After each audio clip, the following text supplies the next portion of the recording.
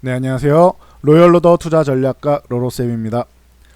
자, 9월의 첫 번째 거래일 9월 2일 월요일 퇴근길 시황 시작하도록 하겠습니다. 자, 걱정하시는 분들이 많았는데 미중 관세 전쟁 이 부분에 대해서는 뭐 코스피는 관망세, 코스닥은 오히려 굉장히 좋았죠 오늘. 그리고 이제 9월 시작은 굉장히 양호했다. 이 기대감은 제가 그동안 말씀드렸던 9월 선물 옵션 만기일까지 만약에 이 충족되는 움직임이 나오면은 추석 선물 정도는 되지 않을까 싶습니다. 이거는 오늘 올라서가 아니라 한 2주 됐죠 이렇게 말씀드린 지가. 그래서 이 부분이 충족되면은 그래도 추석 선물 정도 뭐 아주 뭐 엄청난 강세가 나오면 좋겠지만 그건 아니어도 작은 선물 정도 되지 않을까 싶다 말씀을 드렸습니다. 자, 먼저 미증시 보고 갈게요. 금요일날 미증시는 해줘야 되는 구간이 지금 현재 구간에서 26,500 요 구간은 넘어가줘야 된다라고 했는데 지금 한번 두들겼어요. 그리고 나서 살짝 밀렸다 아래 꼬리 달고 적당히 강보합권으로 잘 마감을 해줬습니다. 다다음 날이죠. 9월 1일부터 해서 뭐 관세를 부과하겠다. 미국에서 먼저 얘기를 했고, 그리고 미국 피스터슨 연구소에서 이런 얘기도 나오죠. 벌써 4차례 관세가 부과됐다.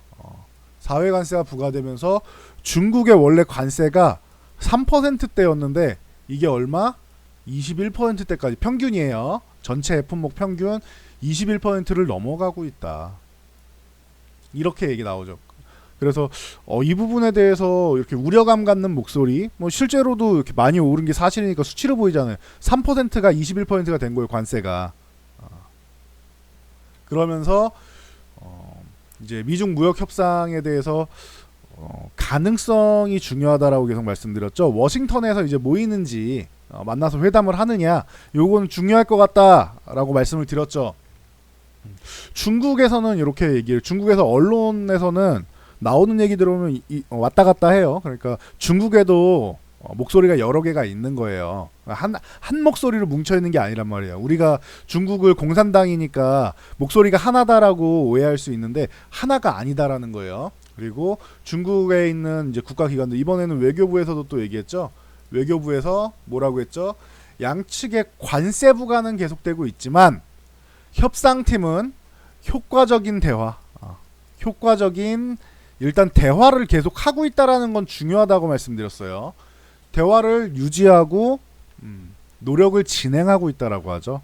트럼프도 뭐 우리가 생각하는 거 이상의 뭐 결과가 나올 수 있다 이런 얘기도 근데 트럼프 말은 뭐 하도 저렇게 얘기를 하니까 좀 신뢰가 조금 떨어지는 건 사실인데 그래도 시장에서 지금 기대감을 갖게 하기는 충분하죠. 계속 관세를 때린다 이런 얘기하고 이제 중국은 뭐 시진핑 뭐 적이니 어쩌니 이런 얘기를 하는데 이 부분에 대해서 한 발 물러서기 시작했잖아요. 트럼프도 이제 선거가 1년 앞으로 남으니까 트럼프도 이제 쉽지 않은 거예요.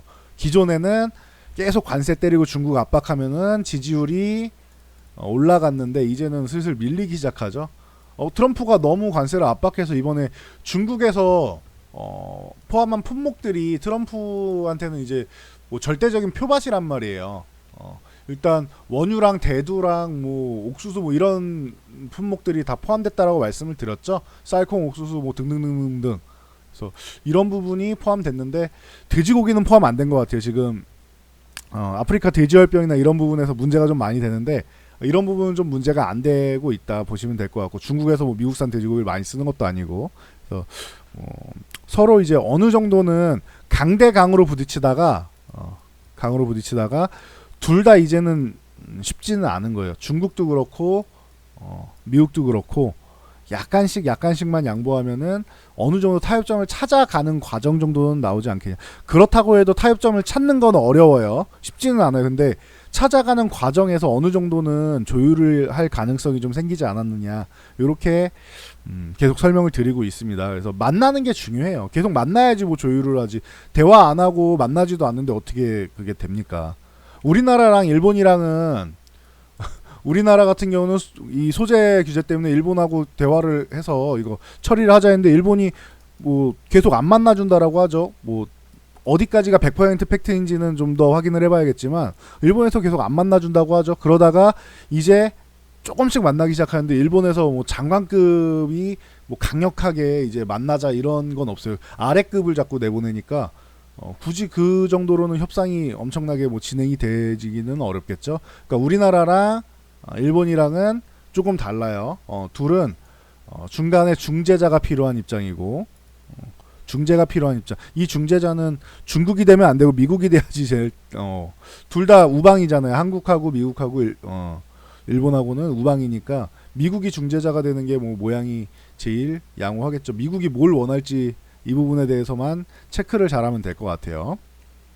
그러다 보니까 관세를 부과하겠다 9월 1일부터 라고 했는데도 미증시 양호했죠. 우리나라 증시도 뭐 양호하다. 중요한 건 우리나라 증시니까. 돌아가는 상황은 알고 계셔야 되니까 말씀드렸는데 우리나라 증시가 개장 초에는 조금 별로였다가 오장 갈수록 양호했죠. 그래서 다행히 뭐 강보합권으로 끝났습니다. 밀리지는 않고 끝났어요. 이 1950포인트 중요한 거는 이 1950포인트 위에서 쉬던가 위쪽으로 올라갔다 쉬어도 좋고 올라갔다가 쉬어도 좋고 그냥 여기서 횡보를 해도 나쁘지는 않습니다. 좋은 건 한번 치고 올라갔다 쉬는 게 더 좋은 거죠. 그러면은 21선이 지금 기울기가 가파르게 이렇게 내려오다가 지금 슬슬 완만해지기 시작했죠. 꼬리 말아 올리고 이 21선이 1950포인트 위쪽으로 돌파해서 올라오기 시작하면은 그때부터 이제 더 좋아질 수 있다라고 말씀드렸죠. 그래서 9월쯤 되면 그 움직임이 나올 가능성이 있다고 했고 이번 주면은 꼬리 말아 올리겠네요. 그래서 기술적으로 그렇고 이제 대외 변수 쪽으로도 워싱턴 회담 중요할 것 같다. 9월 뭐 초중순 이 정도에 열리면 제일 좋은 거고 일단 대화를 이어간다라는 모습만 보여줘도 괜찮을 것 같습니다. 이 부분은. 자, 그리고 코스닥 같은 경우 오늘 양호했죠. 코스닥이 엄청나게 뭐 하락을 하면서 다들 이제 개인 투자자분들 뭐 비롯해서 고통스럽게 만들고 투자 심리를 악화시키고 했는데 지금 제가 이날 요 음봉 나왔을 때 이렇게 말씀드렸어요. 이거 밑에 580을 두들기면 안 되고 그러면은 한번 깨고 이탈하겠다는 뜻일 수 있으니까 여기서 이제 반등이 슬슬 나와줘야 된다라고 말씀드렸죠. 21선 넘어가줘야 된다. 21선 이렇게 넘어가줬고 분홍색 선 21선 최근 한 달에 1개월 평균값이에요. 한 달 평균값 그게 20일이에요. 일주일에 5일이니까 그래서 자 요거를 넘어가서 위에 올라와 줬고 계속 말씀드린 게 이 630 자꾸 두들겨야 되는 미리미리 두들겨 놔야지 그 뒤에 돌파를 한다. 한 번에 돌파하기는 뭐 어렵더라도 두세 번 건드려서 빠르게 돌파하는 게 좋잖아요. 그래야지 여러분 계좌도 많이 회복되고. 근데 630 쪽으로 지금 붙어가고 있죠. 610에서 32 사이를 계속 두들겨줘야 되는데 한 번 두들겼고 밀렸다가 다시 한번 또 강하게 두들기기 시작하고 있죠. 그리고 말씀드렸던 21선 꼬리가 코스닥 같은 경우는 횡보하고 이제 이번 주 또 말아올리기 시작하겠죠. 이렇게 올라오면은 돌파 실패해도 21선 전후에서 지지를 받고 다시 돌파 시도를 할 가능성이 있다면 힘을 받쳐주는 역할을 하는 거예요 이게. 그러니까 지금 코스닥 같은 경우 오늘 반등 나면서 아주 좋은 모습 보였는데 이거를 원한 건데 9월에 코스닥에 또 기대감이 또 생기고 있습니다. 코스피 같은 경우는 수급 동향을 제가 매일 읽어드리잖아요. 코스피 오늘 수급 보시면은 외국인들이 뭐 소폭 매도 1000억 정도는 그렇게까지 뭐 엄청난 금액은 아니다. 그리고 1200원 위에서 이제 주식을 정리하기 위해서 외국인들이 기다렸다라는 말씀을 이거를 4월에서 5월에 계속 몇 번 말씀을 드렸죠. 1200원을 넘어가야 된다라고 외국인들이 주식을 청산하려면은 청산이 아니죠. 일부 수익 실현을 하려면 올해 매매했던 것들 과거에 매매했던 것들 올해 매매했던 것들 그 부분에서 일부의 일부 전체 다 팔고 떠난다라고 하면은 그건 문제가 될 수 있겠죠. 근데 일부 수익 실현하는 거는 자연스러운 거예요. 이거는 우려감 있는 게 아니라 자연스러운 거예요. 그거는 당연한 거예요. 외국인들은 환율 쪽을 많이 보고 그리고 환투기 세력들이 1200원 한번 넘길 것이다. 한 번에는 아니더라도 1190원 맞고 밀렸다가 다시 올라왔죠. 그래서 환율 영향력으로 해서 1200원 넘어가면 일부 수익 실현을 한다. 일부 수익 실현한 거예요. 아직도 뭐 굉장한 금액이 남아있다. 우리나라 시장에. 다 팔고 떠나는 게 아니잖아요. 그러니까 뭐 이 정도면은 크게 우려감이 있을 것도 아니고 외국인들이 매도한 거 누가 사요? 연기금. 금융투자가 샀다라고 하면 이거는 사실 신뢰가 그렇게 가지 않는다라고 말씀드렸죠. 금융투자가 못 믿을 기관이다가 아니고요. 금융투자 같은 경우는 저점에서 이게 매매를 좀 잘해서 그런 거예요. 금융투자가 단기적으로 밑에서 사서 조금 올라오면 정리하고 이런 거를 잘해요. 뭐 프로그램도 이용하고 본인들 자체적으로도 해서 이런 식으로 매매를 짧게 잘 치고 빠지기 때문에 지금 매매했다가 조금 올라가는데 매도하면 의미 없잖아요. 근데 연기금 자금은 아니다. 이거는 액티브 자금이 아닌 패시브 자금, 그러니까 가치 투자를 하는 자금이 좀 많다. 패시브 자금이 지금 들어오는 거기 때문에 저평가되어 있는 종목들 있죠. 기업 내용은 괜찮은데 시장 영향력으로 밀렸네. 이거는 싼데 시장에서 보는 가격으로 보면은 이건 좀 싼 거 같은데 하는 이런 저평가 종목들을 연기금이 담는다라고 계속 말씀을 드렸죠. 꾸준히 담고 있습니다. 연기금이. 그래서 코스피는 주식은 외국인이 차익 실현하는 물량을 연기금이 받아간 정도니까 나쁠 게 없어. 코스닥 같은 경우는 외국인이 큰 물량은 아니에요. 최근에 워낙 많이 매도를 했기 때문에 큰 물량은 아니지만 그래도 팔지 않는다는 거, 매도하지 않는다는 것만 해도 다행이네요. 기관도 뭐 크게 매도하지 않았고. 그래서 뭐 투신 같은 경우는 좀 들어와도 괜찮은데 코스닥 시장은 외국인도 외국인이지만 기관이 들어오면은 좀 더 괜찮아요. 기관이 좀 탄력적으로 운영을 하니까 여러분들이 보시는 종목들은 대부분 기관이 들어오는 게 더 유리하실 겁니다. 코스닥 종목들 여러분들이 보시는 거는 참고하시면 될 것 같고, 선물 외국인들이 오늘 좀 매도했는데요 라고 하시는 분들 금요일 거 선물 보시면은 그냥 그 정도예요. 3천 계약 전후해서 계속 그 정도 왔다 갔다 그냥 비중 조절 계속 지금 6만 계약 정도 쌓여 있다고 했잖아요. 그러니까 왔다 갔다 하는 비중 조절 조금 해도 이상할 게 없다. 굉장히 선물 매수량이 높기 때문에 많기 때문에 9월 만기일에는 적어도 이걸 한번 청산할 기회, 만기까지 해서 상승이 나와서 안착하면 제일 좋고 적어도 청산할 기회를 잡고 살짝 쉬었다가 가든지 하지 않을까, 이 말씀을 계속 드리고 있죠. 보시면 되고, 콜옵션 매도 나오는 건 위에 막는 거라고 안 좋은 거 아닌가요? 맞습니다. 매도 나오는 건 안 좋은 거예요. 근데 그나마 다행인 게 금액이 크지 않아요. 뭐 2억 정도죠. 저희 풋옵션 보면 20억 넘게 매도가 나왔잖아요. 그동안 풋옵션 매수 하락 포지션이 나오고, 풋옵션 매수 같은 경우 하락하면은 수익, 그리고 매도가 나오는 건 하락하지 않아야 수익인데 이제는 하락을 좀 제한하는 포지션들이 계속 쌓이고 있죠. 지난주부터 해가지고. 그러면은 하락 포지션을 조금 청산하고 있구나 외국인들이 라고 보시면 돼요. 그러면 기존에는 위에를 막고 밑으로 내려가는 포지션을 눌렸으니까 하락을 해도 이상할 게 없는 옵션 포지션이었다. 근데 9월 만기일 다음 주 이제 얼마 안 남았어요. 11일이에요. 여러분 추석 연휴 때문에 날짜 계산을 알려드리면은 두 번째 목요일이다. 원래 만기일은 매월 두 번째 목요일이고 선물 만기일은 3, 6, 9, 12 두 번째 목요일이다. 근데 목요일날 추석 연휴가 시작되잖아요. 그러다 보니까 그 다음날 금요일날 돼야 되는데 금요일도 연휴야. 그러니까 앞으로 당겨서 수요일이 됐다. 그래서 9월 11일. 제가 계속 그렇게 많이 남지 않았다고 말씀드렸잖아요. 만기일이 9월 만기일 많이 남지 않았습니다. 계속 말씀드렸는데 이제 열흘 앞으로 다가온 거예요. 열흘도 안 남은 거지 이제. 주식시장으로 치면은 내일까지 포함해서 이제 일주일 정도 남은 거예요. 약 일주일.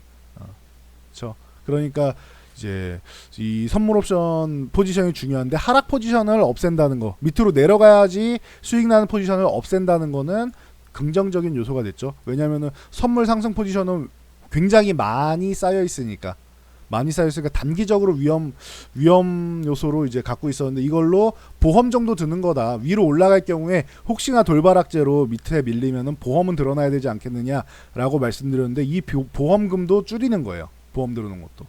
그러면은 나쁠 게 없죠. 근데 이 보험금 줄인 거는 이 선물 매도에 대한 만큼이니까 상승 포지션도 좀 줄이고 하락 포지션도 좀 줄였다 정도로 보시면 될 것 같습니다. 그래서 엄청난 상승을 바라본다 아니고요. 계속 말씀드렸지만 코스피 같은 경우는 저는 보는 게 한 2050 정도? 그 정도만 와도 여러분 숨통이 확 트이잖아요. 지금 여기 밑에 있는 게 아니고 2050 정도 두들기는 정도만 해줘도 다행인 거예요. 그리고 살짝 밀렸다가 21선 올라오면은 타고 이렇게 또 다시 돌파시 또 나오면 되겠죠. 200이래 2050포인트만 넘어가줘도 여러분 이 약세 구간은 탈피하는 거예요. 그러면은 여러분들이 추가적으로 약세 구간이 나오는 거 아니야? 라고 이 물음표를 가졌던 부분을 지워도 되는 구간이란 말이에요. 2050포인트 위를 유지만 해주면은 이건 지워도 된단 말이에요. 이거보다 밀리면은 그때 다시 물음표를 갖고 있는 게 맞는 거고. 이해하셨죠? 그래서 2050포인트를 회복하는 게 중요하다. 9월 안에 회복해주면 정말 좋을 것 같아요. 일단은 지켜보자고요. 일단 지켜보자고요. 좋은 소식 또 들려야 되니까. 계속 주가를 봐드리고 있는데 삼성전자 보시면 오늘은 살짝 쉬었다. 뭐 갭상승 이렇게 출발해놓고 좀 쉬어서 뭐 기분이 나쁠 수는 있지만 어찌됐건 최근에 삼성전자가 이제 뭐 이재용 부회장 뭐 이슈도 있고 해가지고 뭐 잘 가지는 못했죠. 이렇게 기대감만 만들어 놓고 잘 가지 못했는데 그래도 다행인 건 21선 위쪽에 있다는 거. 그 43,500원 위쪽에만 있어도 다행인 건데 21선 지켜주면 더 좋죠. 그러면은 위에 있으면은 얘가 빠르게 완만해서 위로 올라갈 테니까. 그래서 뭐 그렇게 삼성전자도 뭐 단기적으로 부담될 만한 이슈였는데 이재용 부회장 이슈는 이 부분에 대해서는 그래도 잘 넘기고 있는 모습입니다. 그래서 비슷한 출발 선상에 섰습니다라고 했던 하이닉스가 더 잘 가죠. 삼성의 저런 단기적으로 돌발 이슈가 또 발생을 하니까 오히려 수급 쪽이 하이닉스로 몰리는 거예요. 그리고 계속 말씀드렸는데 출발선은 비슷한데 차이점은 이제 61선이 차이점이다라고 했는데 요게 3개월 이동평균선이에요. 분기 한 분기. 그러면 하이닉스는 이거 73,000원이면은 이 분기 평균의 위에 있잖아요. 자, 삼성전자는 어디 있죠? 하이닉스는 이걸 올라타있는데 삼성전자는 61선이 위에 있다. 분기 평균선이 위에 있다라고 계속 말씀을 드렸죠. 요게 차이점이다. 그래서 하이닉스가 조금 더 좋은 건 맞지만 출발선상은 동일하다라고 했어요. 44,000원하고 하이닉스의 73,000원하고 출발선상은 동일하다라고 말씀드렸는데 개별적인 이슈 때문에 이 차이가 나는 겁니다. 그렇게 보시면 될 것 같고요. 그래서 지금 같이 어디를 볼까 하다가 위쪽으로 먼저 하이닉스가 튀었고 그래서 하이닉스가 쉬어야 될 타이밍이 오면은 쉴 타이밍이 오면은 그때 삼성전자도 뭐 좋아질 거고 아니면은 단기적인 이슈입니다 하고 삼성전자가 또 미친 척하고 이렇게 키높이 맞추면서 올라올 수도 있어요. 그것도 배제할 필요는 없습니다. 삼성전자 기업 자체에 뭐 엄청나게 뭐 뒤흔들 만한 단기적으로 이슈는 당연히 될 수 있어요. 과거에 뭐 SK라던가 뭐 롯데라던가 뭐 수장들 잠깐 다녀오셔도 기업은 잘 돌아가잖아요. 그리고 당장 내일 들어가는 거 아니잖아요. 또 미리 준비 기간이 있단 말이에요. 그럼 준비하고 그러고 어떻게든 되겠죠. 그리고 안 들어가면은 제일 좋은 거고 안 가는 게 좋죠. 그러니까 그거는 조금 더 지켜보면서 보면 될 것 같은데 삼성전자는 무너진다 뭐 이런 게 아니에요. 지금 단기적인 수급이 하이닉스로 먼저 쏠린 것 뿐이다 정도로 생각하시면 되고 갭상승 나오고 양봉 아주 잘해줬죠. 금요일날. 그리고 오늘도 잘 쉬어가는 모습 보여줬습니다. 잘 버텼죠. 그래서 21선 이렇게 말아 올려서 이렇게 끌어올리기 시작하면 이거 힘 받아서 또 8만원대 위에 다시 도전하겠죠. 82,000원 넘어가면은 새로운 시세가 나올 수 있다라고 꾸준히 언급드리고 있습니다. 메모리 시장 같은 경우는 인텔의 서버용 CPU가 부족해서 데이터 센터나 이런 데서 계속 이제 더 사고 싶어도 못 사는 상황이었는데 지금 AMD에서 잘해주고 있고 AMD가 계속 약했었는데 최근에 뭐 리사수 요즘에 굉장히 추앙받고 있죠. 리사수 누님 이러면서 AMD에서도 인텔의 라이벌이라고 생각하면 돼요. 사실 인텔의 라이벌이라고 하기엔 좀 너무 규모의 차이가 너무 크긴 한데 그래도 인텔의 점유율을 일부라도 뺏어갈 수 있는 기업이니까 AMD가 지금 굉장히 잘해주고 있고 그러다 보니까 인텔에서 이제 가격을 다운시키기 시작했죠. CPU 가격을 다운시키기 시작했고 그리고 차세대 이제 다음 세대 CPU인 아이스레이크 내놨고 서버용은 내년에 나올 계획이다. 이렇게 이미 발표를 했죠. 인텔에서.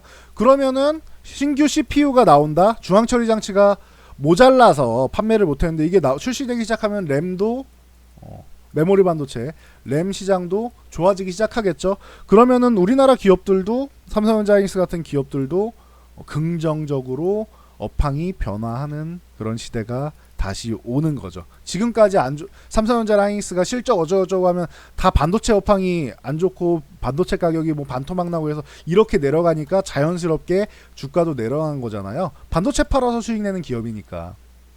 근데 이게 하락이 이제 멈추기 시작했다라고 나오고 이제 턴하면 제일 좋겠죠. 이거는 4분기 예상하는데 좀 더 일찍 나오면 좋고 일단 4분기에라도 뭐 엄청 급등은 아니더라도 반도체 가격 급등까지는 아니어도 턴에서 올라가기 시작하는 모습. 지금은 우선 3분기에서 하락을 멈추면 좋을 것 같다라고 말씀드렸는데 이거는 지금 시그널이 나오고 있어요. 급격한 하락에서 이제 완만한 하락으로 바뀌고 이제는 하락을 멈추는 단계에 진입하고 있다라고 지금 얘기가 뉴스가 계속 쏟아져 나오죠. 4분기에 만약에 제가 1월에 예상한 대로 3분기에 하락이 멈추고 4분기에 턴이 된다라고 하면은 반도체 업종은 다들 부품주까지 장비주까지도 다 좋아질 수 있다라는 거 참고하시면 됩니다. 거기에 소재 기업 같은 경우는 국산화까지 플러스 알파의 호재가 있다라고 보시면은 될 것 같습니다. 참고하시면 될 것 같고요. 어쨌든 우리나라는 반도체가 이끌고 가는 게 지수 끌어올리는 게 제일 쉽습니다. 하이닉스랑 삼성전자가 뭐 3분의 1을 차지하고 있다 보니까 그렇게 보시면 될 것 같고요. 이 정도로 정리해드리고 셀트리온 같은 경우 16만원을 회복해야 된다라고 했는데 21선 위에 잘 올라타고 16만원 도전하고 21선 지지력 테스트 아주 좋아요. 지금 움직임이 제가 원했던 움직임이 한 번에 돌파는 못하더라도 이렇게 두들겨야 된다는 거예요. 그리고 밀린 다음에 21선 유지해주는 거. 여기는 오늘도 꼬리 아래 꼬리 이렇게 달고 쪼르륵 말아 올렸죠. 기술적으로는 이게 좋은 거예요. 그리고 나서 16만원을 회복하면은 그때 매매를 시작하시면 된다.